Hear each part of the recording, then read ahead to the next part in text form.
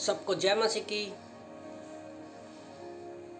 यहोवा की सिद्ध योजना, यहोवा की सिद्ध योजना। याद रखो, परमेश्वर ने हमारे लिए जो भी कुछ बनाया है वो अपनी योजना के अनुसार पूरा करता है। परमेश्वर का वचन कहता है, नीति वचन अध्याय 16 वचन 3 में, कि अपने कामों को यहोवा पर डाल दो, अपने कामों को यहोवा पर डाल दो, इससे तेरी कल्पनाएं सिद्ध होगी।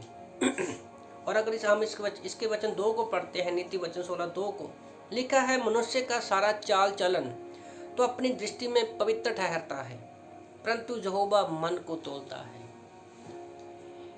तो हम विश्वास में हैं, हम अपने काम को या तो अपनी रीति से कर सकते हैं, या हम अपने परमेश्वर के द्वारा कर सकते हैं। पर यहाँ पर बात मन की होती है।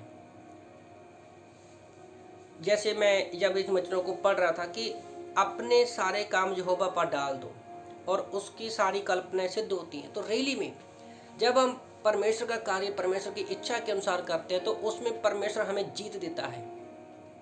पर जब हम उसी काम को अपने आप पर भरोसा करके करते हैं तो कभी भी पूरा नहीं होता। यिर्मयाह की किताब अध्याय 29 वचन 11 में ये वचन जो है बड़ा फेमस है कि देख, मैं तुम्हारे विषय में जो भी कल्पनाएं करता हूँ वो तुम्हारे लाभ के लिए है, तुम्हारी हानि की नहीं है, अंत में तुम्हारी ही आशा को वो पूरी करेंगी। तो रियली में जब हम परमेश्वर चाहता है कि हम अपनी सारी योजनाएं जो है परमेश्वर के सामने रखें। तो जब मैं कहानी पढ़ रहा था यहोशू की किताब अध्याय 7 वचन 1 से लेकर जब हम पढ़ते हैं 5 तक, तो यहाँ पर यहोशू ने अपने लोगों को एक नगर है, ए नगर के जो ए नगर में उन्होंने बेतेल हाँ ए नगर का भेद लेने के लिए अपने लोगों को भेजा। तो उन लोगों ने कहा, जिन भेदियों को यहोशू ने भेजा था, तो उन लोगों ने कहा कि ये तो छोटा सा है और ज़्यादा लोग भी नहीं है, ठीक है, वहाँ पर 2-3 हजार पुरुष जाएंगे तो उस ए नगर को जो है वो जीत लेंगे।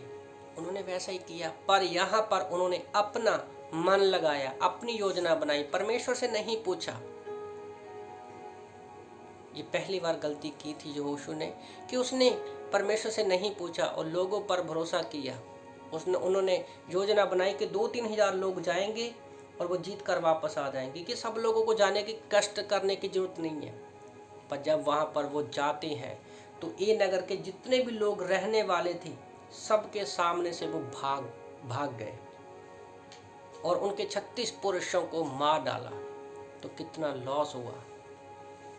तो उसी तरह से हम अपने जीवन में हर एक क्षेत्र में परमेश्वर चाहता है कि हमारी हर एक चिंता, चाहे वो छोटी हो या बड़ी हो, परमेश्वर के हाथों में दें, क्योंकि हमारी इच्छा को प्रभु अपने तरीके से पूरा करेगा और अपनी इच्छा को भी प्रभु अपने तरीके से हमारे द्वारा पूरा करेगा, क्योंकि उसकी जो भी योजना बनाता है वो सिद्ध है।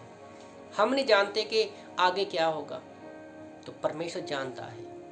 तो इसलिए आप लोगों को मैं उत्साहित करना चाहता हूँ कि आपके हर एक जीवन के फैसले को, फैमिली का हो, जॉब का हो, बच्चों का हो, किसी भी तरह का, बिजनेस का, कोई भी हो, कलीसिया का हो, कोई भी फैसला हो, आप परमेश्वर के पास जाओ।